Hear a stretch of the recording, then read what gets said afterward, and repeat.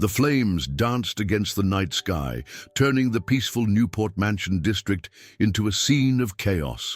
Victoria Hamilton stood frozen on her balcony, watching helplessly as fire consumed the historic Peterson estate next door.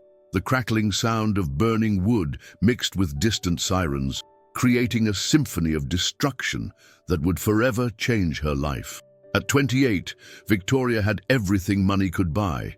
A successful investment firm she'd built despite her father's doubts, a penthouse overlooking the Atlantic, and a social circle that most people only read about in magazines. Yet as she witnessed the inferno threatening to spread to her building, none of that mattered. The first fire truck arrived with a screech of brakes, followed quickly by 3 more. Victoria watched as firefighters poured out, moving with practiced precision. Among them, one figure caught her attention, tall, commanding, directing others with quiet authority. Even from a distance, there was something different about him, something that made her pause despite the danger surrounding them. "Ma'am, you need to evacuate immediately," a voice cut through her thoughts. She turned to find another firefighter on her balcony, his face obscured by his mask and helmet. The fire could spread at any moment. "But my father's paintings..." Victoria gestured toward the collection worth millions that lined her walls. Art had been her father's passion before his death 2 years ago, and these pieces were all she had left of him. "Lives matter more than possessions," the firefighter said firmly, but not unkindly. "Please, you need to leave now." Something in his voice, a mix of authority and genuine concern, made her hesitate. Then she smelled smoke, closer this time, and reality hit hard. She grabbed her phone and laptop, cast one last look at her father's beloved collection, and followed the firefighter toward the emergency exit. They were halfway down when the smoke became thicker. Victoria's eyes burned and breathing became difficult. The firefighter immediately removed his mask and placed it over her face. "Deep breaths," he instructed, keeping one hand on her back as they descended.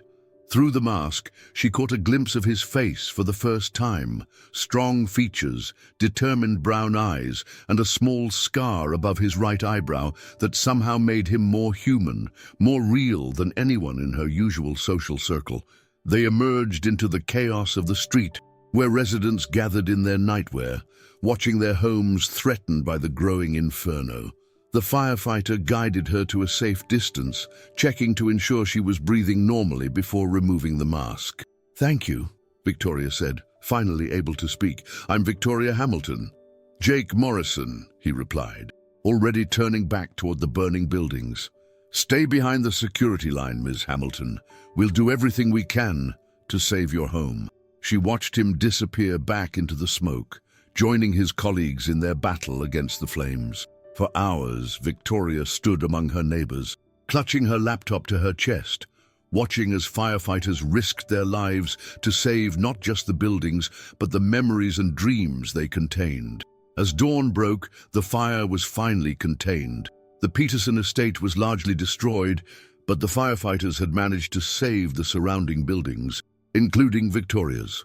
When she was finally allowed to return to her penthouse, she found water damage in some areas, but her father's art collection was intact. Standing in her living room, Victoria felt different. The world she'd woken up to yesterday, a world of board meetings, charity galas, and carefully cultivated appearances, seemed somehow hollow now. She walked to her father's favorite painting, a stunning landscape of the Newport coast, and remembered Jake Morrison's words, "Lives matter more than possessions." Her phone buzzed with messages from her assistant about the day's meetings, but Victoria couldn't focus. Her thoughts kept returning to those determined brown eyes and the quiet authority in Jake's voice. She'd never met anyone like him, someone who ran toward danger instead of away from it, someone who valued saving lives above all else. What she didn't know then was that this night would mark the beginning of a journey that would challenge everything she thought she knew about wealth, worth, and what truly matters in life. The fire that threatened to destroy her home would instead ignite something else entirely, a flame that would burn through the carefully constructed walls of her privileged existence and illuminate truths she'd never dared to face. as she finally collapsed into bed, exhausted but unable to sleep.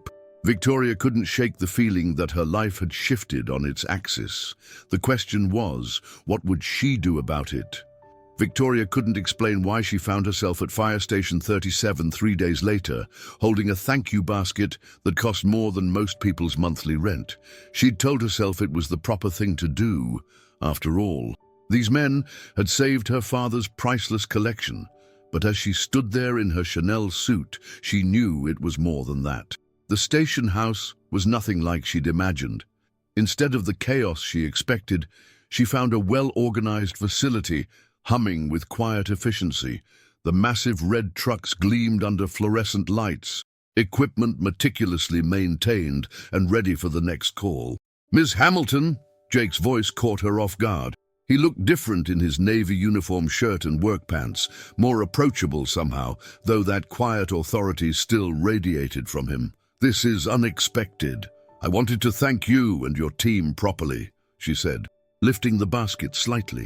"For saving my home and, well, for saving me." A small smile played at the corners of his mouth. "Just doing our job, ma'am. Please, call me Victoria." She glanced around the station. "Would you mind giving me a tour? I'd like to learn more about what you do here." Jake hesitated, and Victoria immediately felt foolish. Of course, he had better things to do than show some privileged woman around his workplace. But then he nodded. "Follow me. Just stay close. We might need to move quickly if a call comes in." For the next hour, Jake showed her around the station, explaining their training routines, equipment maintenance, and the complex choreography required to respond to emergencies effectively. Victoria found herself fascinated, not just by the operation, but by Jake himself. He spoke with passion about his work, about the importance of preparedness and teamwork. "Most people think our job is all about rushing into burning buildings," he explained as they reached the kitchen area, where several firefighters were preparing lunch. "But it's really about prevention, about being ready for anything, and about supporting each other.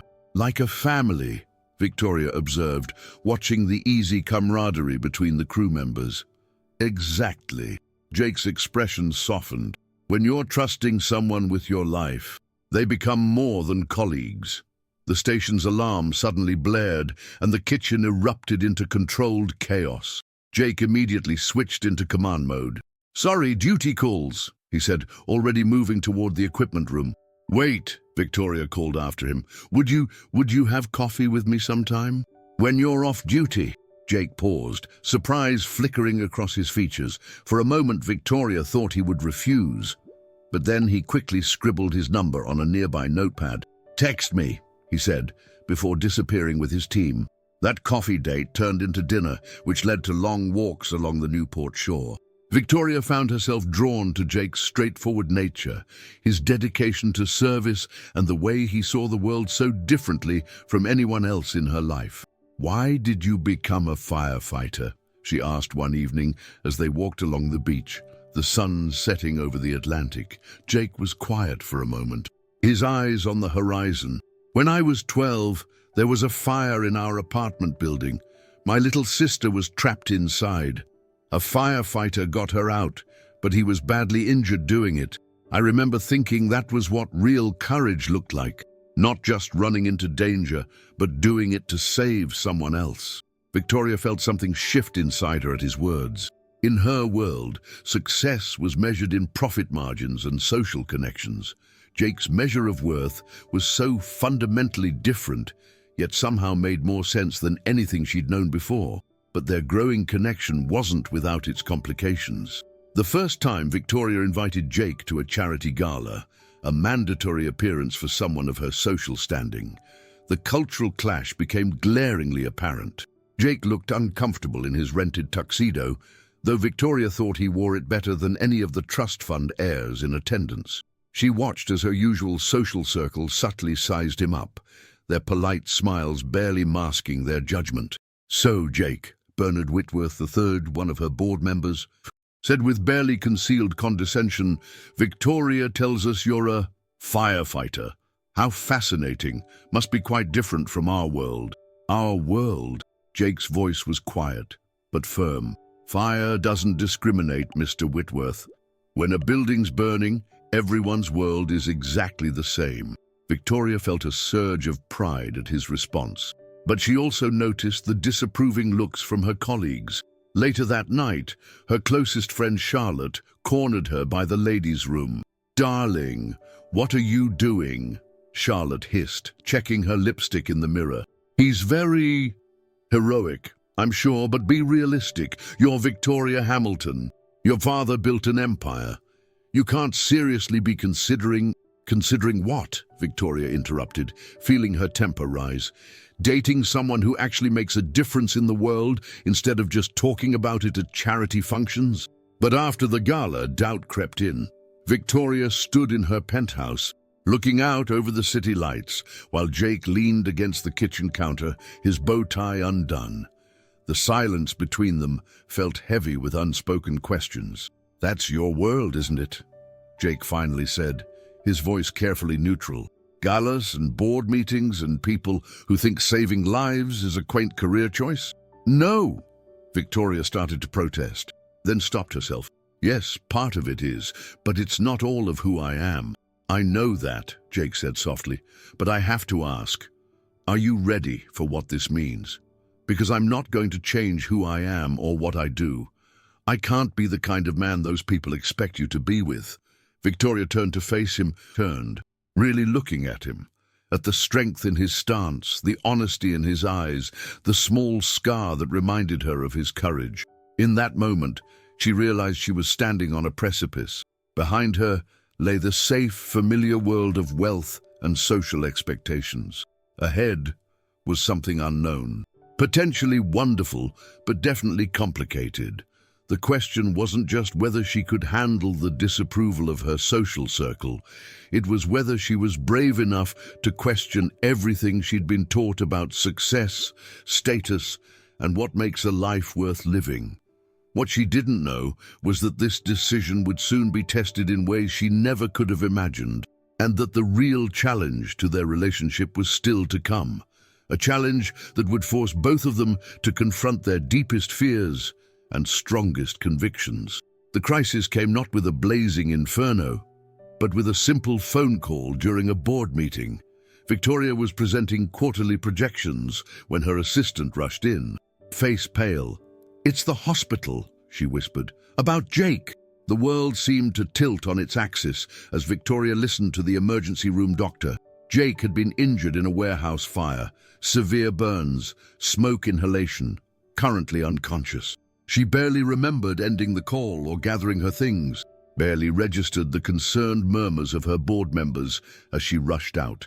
At Newport General Hospital, Victoria found herself in a world as far removed from her corporate office as possible. The emergency waiting room was crowded with Jake's fellow firefighters, their faces etched with worry. Captain Roberts, Jake's commanding officer, approached her immediately. "He went back in for a trapped worker," the captain explained, his voice rough with emotion. "The floor collapsed. If Thompson hadn't reached him when he did..." He left the sentence unfinished, but Victoria understood the implications all too well. Hours passed in an agonizing blur. Victoria paced the waiting room, her Louboutins clicking against the linoleum floor, feeling helplessly out of place among the firefighters in their ash-stained uniforms. These were Jake's real people, his true family. They spoke a language of service and sacrifice that she was only beginning to understand. When the doctor finally emerged, his expression was guarded. "Mr. Morrison is stable, but his injuries are serious. The burns will require multiple surgeries, and there's concern about respiratory damage from the smoke inhalation. The next 48 hours will be critical." Victoria's knees nearly buckled. "Can I see him?" The sight of Jake in the ICU bed shattered something inside her. His strong frame looked vulnerable under the hospital sheets, parts of his body wrapped in bandages, tubes and monitors surrounding him like some grotesque modern art installation. The steady beep of the heart monitor was both reassuring and terrifying, a reminder that while he was alive, he was far from safe. She sank into the chair beside his bed, taking his unbandaged hand in hers. "You idiot," she whispered, tears finally falling. "You brave, wonderful idiot.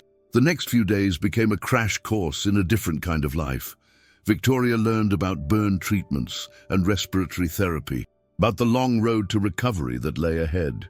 She learned that Jake's insurance, while decent, wouldn't cover all the specialized treatments he might need for optimal recovery. More importantly, she learned about the reality of a firefighter's life from the stories his colleagues shared during their visits. Stories of near misses, of lives saved and lost, of the brotherhood that kept them going through it all. She began to understand that for Jake, this wasn't just a job, it was a calling. A week after the accident, Charlotte visited her at the hospital, bringing coffee and what she thought was good advice. "Darling, you need to think about this rationally," she said, watching Victoria arrange flowers in Jake's room. "Even if he recovers fully, and that's a big if, this will happen again. It's the nature of his job. Do you really want to live with that kind of uncertainty?" Victoria's hands stilled on the flowers. "What are you suggesting?" "You have influence, connections. We could find him a safer position, something in fire prevention, perhaps, or training. Something more suitable for someone in a relationship with Victoria Hamilton." The suggestion hit Victoria like a slap. She turned to face her friend, suddenly seeing clearly what she'd been blind to before. "More suitable? You mean something that wouldn't embarrass me at social functions? Something that would make him more acceptable to people like us?" "I'm just trying to help," Charlotte protested. "You can't tell me you haven't thought about it. Every time his phone rings, you'll wonder if it's another call like this. That's no way to live." Before Victoria could respond, a weak voice from the bed interrupted them. "She's right about that part." "Jake!" Victoria rushed to his side, her heart pounding. His eyes were open, though clouded with pain. And he was trying to focus on her face. "Don't try to talk, I'll get the nurse." But Jake's hand tightened weakly around hers. "No, listen," he whispered. "She's right. This job, it's dangerous, unpredictable, not fair to ask you to live with that." Victoria felt tears burning in her eyes. "Don't you dare," she said fiercely. "Don't you dare try to make decisions for me." "Victoria," Charlotte started, but Victoria cut her off. "Get out," she said quietly, not looking at her friend. "Just get out." After Charlotte left, Victoria sat on the edge of Jake's bed, still holding his hand. "Do you remember what you said to me the night of the gala? About not changing who you are?" Jake nodded slightly, wincing at the movement. "Well, this is who you are," Victoria continued, her voice growing stronger. "You're the man who runs back into burning buildings to save people. You're the man who gives his oxygen mask to others. You're the man I fell in love with. And I won't let you or anyone else tell me that's not good enough." But even as she spoke the words, Victoria knew their challenges were far from over. Jake's recovery would be long and difficult, and the fundamental differences in their worlds hadn't disappeared. The real test wasn't just about accepting his dangerous profession. It was about finding a way to bridge their two worlds without either of them losing themselves in the process. What Victoria didn't realize was that the biggest challenge wasn't going to come from their obvious differences, but from an unexpected source that would force her to make the hardest decision of her life. As Jake drifted back to sleep, Victoria sat in the gathering darkness, unaware that forces were already in motion that would test not just their love, but everything she thought she knew about loyalty, duty, and what it truly means to be brave. The manila envelope arrived at Victoria's office 3 weeks after Jake's accident. She almost missed it among the stack of quarterly reports and investment prospectuses, but something about the unmarked packaging caught her attention. Inside, she found photographs and documents that made her blood run cold. The photos showed the warehouse where Jake was injured, but they were taken before the fire. They revealed serious safety violations, blocked fire exits, improper chemical storage, disabled sprinkler systems. But what truly shocked her was the name on the property deed. Hamilton Ventures, LLC, a subsidiary of her own company. Victoria's hands trembled as she read through the accompanying documents. Maintenance reports had been falsified, safety inspections bought off, all to save money on a property that was scheduled for demolition anyway. The paper trail led straight to her board of directors, particularly Bernard Whitworth III, who had overseen the property management division. The final page was a simple note. Your firefighter wasn't supposed to survive. Clean this up, or the press gets everything. Victoria sat at her desk for a long time, staring at the city skyline through her floor-to-ceiling windows. The empire she'd inherited from her father, the legacy she'd worked so hard to protect and expand, suddenly felt tainted. She thought of Jake, still recovering in the hospital, of how close she'd come to losing him because of corporate greed and negligence. When she finally moved, it was with purpose. She called her private investigator, then her lawyer, and finally her head of security. By nightfall, she had confirmation. The documents were authentic. Her company, her father's company, had nearly killed the man she loved. At the hospital that evening, watching Jake sleep, Victoria wrestled with her conscience. The right thing to do was obvious. Expose everything, accept the consequences, let justice take its course. But the implications would be devastating. The scandal would likely destroy her company. Hundreds of employees would lose their jobs. Her father's legacy would be ruined. You're thinking too loud, Jake's voice, stronger now after weeks of recovery, broke into her thoughts. Victoria met his eyes, seeing the concern there. She'd never felt more torn between two worlds than at that moment.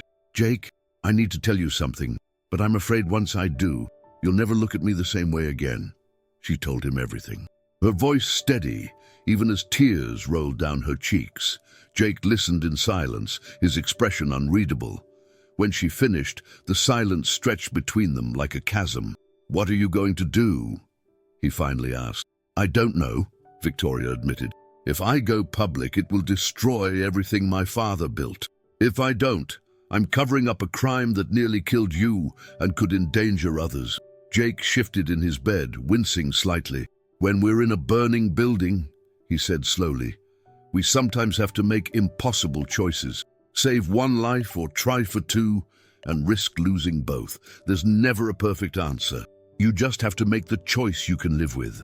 The next morning, Victoria walked into her office building for what might be the last time. She'd made her decision during the sleepless night, and now it was time to act. She called an emergency board meeting, making sure every member was present. Bernard Whitworth III sat at the conference table looking smug. He clearly thought he had the upper hand. Victoria, dear, this is highly irregular. Some of us have other commitments. Yes, Victoria cut him off, her voice ice cold. I imagine prison will interfere with quite a few commitments. She placed the documents on the table, watching the color drain from several faces. I've already spoken to the district attorney. They're very interested in corporate negligence and conspiracy. You can't be serious, Bernard sputtered. Think about what you're doing. Your father— My father, Victoria interrupted, built this company on integrity. Something you've forgotten.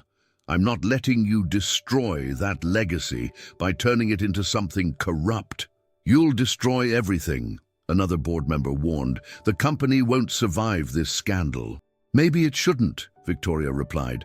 Not if this is what it's become. She stood, straightening her jacket. You have a choice. Resign immediately, cooperate with the investigation, and help make this right, or I release everything to the media. Either way, I'm done protecting people who value profit over human life. The next few hours passed in a blur of lawyers, resignations, and press statements. Victoria watched years of work and centuries of social connections crumble around her.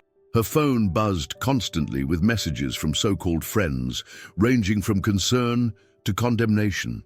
By sunset, she'd resigned as CEO, turned over evidence to prosecutors, and established a victims' compensation fund using her personal fortune. The press was having a field day, and Hamilton Investment stock was in free fall. She drove to the hospital in a daze, unsure of what reception awaited her there. Jake's fellow firefighters would know by now. Everyone knew. The story was all over the news. But when she reached his room, she found it filled with firefighters, all of them standing at attention. Captain Roberts stepped forward. "Ms. Hamilton," he said formally, "on behalf of the entire department, we want you to know what you did today. That's what courage looks like." Victoria felt tears spring to her eyes as Jake reached for her hand. She'd lost her company, her social standing, possibly even her fortune once the lawsuits were done. But looking at Jake, seeing the pride in his eyes, she knew she'd made the choice she could live with. What she didn't know was that her decision would have consequences far beyond what she imagined, and that the true test of their love was still to come. As she sat surrounded by Jake's brotherhood, now somehow becoming her own, Victoria couldn't see that her choice had set in motion events that would either strengthen their bond forever or tear them apart completely. 6 months after the scandal broke, Victoria stood in the empty office that had once been her father's. Running her fingers along the polished mahogany desk, the room still held echoes of power, but it felt different now, cleaner somehow, unburdened by secrets. The investigation had revealed more than just negligence at one warehouse. It had uncovered years of corruption that had infiltrated the company like a slow-growing cancer. The truth had cost Victoria nearly everything she'd once valued: her position, most of her fortune, and her place in Newport's social hierarchy. But standing there, preparing to leave Hamilton Investments for the last time, Victoria felt strangely peaceful. The company would survive, restructured and under new leadership, with strict oversight and a commitment to ethical practices.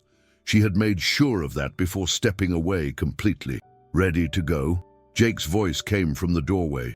He'd finally returned to active duty last week, though the scars on his arms and back would always remain as reminders of that night. Victoria turned to face him, taking in the sight of him in his dress uniform. He'd insisted on wearing it today, saying it was important to remember who they were and how they got here. The sunlight streaming through the windows caught the lieutenant's bars on his collar, a recent promotion that had come with his new role heading the department's building safety inspection unit. "Almost," she replied, opening her father's old desk drawer. Inside lay a single photograph she'd found during the cleanup. Her father at the opening of the company's first office, young and proud, his eyes bright with dreams and determination. "I wish I knew if he would have understood, if he would have made the same choice." Jake crossed the room to stand beside her, looking at the photograph. "From everything you've told me about him, I think he would have been proud. It takes more courage to tear something down and rebuild it right than to look the other way and preserve a corrupt foundation." Victoria carefully placed the photograph in her bag, then took one last look around the office. "It's strange," she said softly. "I spent so many years trying to prove I belonged here, trying to live up to this legacy. I never realized that sometimes the bravest thing you can do is walk away." They left the building together, stepping into the bright spring morning. The media frenzy had finally died down, but Victoria still noticed a few sideways glances from passers-by who recognized her from the news coverage. The scandal had made national headlines, especially after similar safety violations were discovered at other companies, leading to widespread reforms in building safety regulations. "Are you sure about this next part?" Jake asked as they walked to her car, no longer a luxury vehicle, but a practical sedan that suited her new life better. Victoria nodded. "More sure than I've ever been about anything." An hour later, they pulled up outside Station 37, where a group of firefighters was washing trucks in the morning sun. The station looked exactly as it had the day Victoria first visited with her elaborate thank you basket. Yet everything was different now. Inside, Victoria followed Jake to the station's small conference room, where Captain Roberts and several other firefighters were waiting. She placed a thick folder on the table and took a deep breath. "As you know," she began, "the Victims' Compensation Fund was established to help those affected by Hamilton Investments' negligence. But during the process, we discovered how many firefighters and their families across the country struggle after injuries or losses in the line of duty." She opened the folder, revealing the documents inside. So I've used what's left of my personal fortune to establish the Phoenix Foundation. We'll provide support for injured firefighters, fund safety equipment and training, and advocate for better building safety regulations. She looked around the room, meeting each person's eyes. I'd like Station 37 to be our first partner in this initiative. Captain Roberts leaned forward, examining the proposals. This is impressive, he said finally. Impressive, But why us? Victoria smiled, reaching for Jake's hand under the table. Because this station taught me what real courage looks like. Not the kind that comes from taking risks with other people's lives, but the kind that comes from putting yourself on the line to save others. The meeting lasted for hours, moving from the conference room to the kitchen as more firefighters joined the discussion. Victoria found herself at ease in a way she never had in corporate boardrooms, working with people who valued actions over appearances and integrity over influence. Later that evening, Victoria and Jake walked along the beach where they'd had so many conversations during their early days together. The sun was setting over the water, painting the sky in shades of orange and gold. I got a call from Charlotte today, Victoria said, watching the waves lap at the shore. Her former friend had been among those implicated in the scandal, though she'd avoided serious consequences through a plea deal. She wanted to know if I regret it, giving up everything for some firefighter. Jake tensed slightly beside her. And do you? Victoria stopped walking and turned to face him. I told her she had it backwards. I didn't give up everything for you. You showed me how to be the kind of person who would do the right thing, no matter the cost. You taught me what real value looks like. She reached up to touch the small scar above his eyebrow, the one she'd noticed that first night when he'd given her his oxygen mask without hesitation. My father used to say that true wealth isn't about what you have, but about what you build. I think I finally understand what he meant. Jake pulled her close, and they stood together watching the sun sink below the horizon. Victoria thought about the journey that had brought them here, from the night of the fire to the hospital room, to the boardroom where she'd chosen truth over power. She thought about all she'd lost and all she'd gained, about how sometimes you have to let go of everything you thought you wanted to become, who you're meant to be. So what's next? Jake asked, his voice soft in the gathering dusk. Victoria smiled, thinking of the small velvet box hidden in Jake's dress uniform pocket, the one she'd pretended not to notice earlier. She thought about the future they would build together, about the lives they would touch through the foundation, about the legacy they would create that had nothing to do with money or social status and everything to do with service and love. Next, she said, we keep doing what firefighters do best. We help people find their way out of the dark, and we build something beautiful from the ashes. The sound of distant sirens carried across the water. Another call, another emergency, another chance to make a difference. But this time, Victoria didn't feel the fear she'd once had. Instead, she felt ready for whatever came next, knowing that real love, like real courage, isn't about avoiding the fire. It's about walking through it together and emerging stronger on the other side. What would you have done in Victoria's position? Would you have had the courage to sacrifice everything for what's right? How far would you go to prove that love is more valuable than wealth and social status? Share your thoughts in the comments below. We'd love to hear your perspective on this powerful journey of love and redemption. If this story touched your heart, don't forget to hit that like button and subscribe. Your support keeps our channel going strong, allowing us to bring you moving and inspiring stories every single day.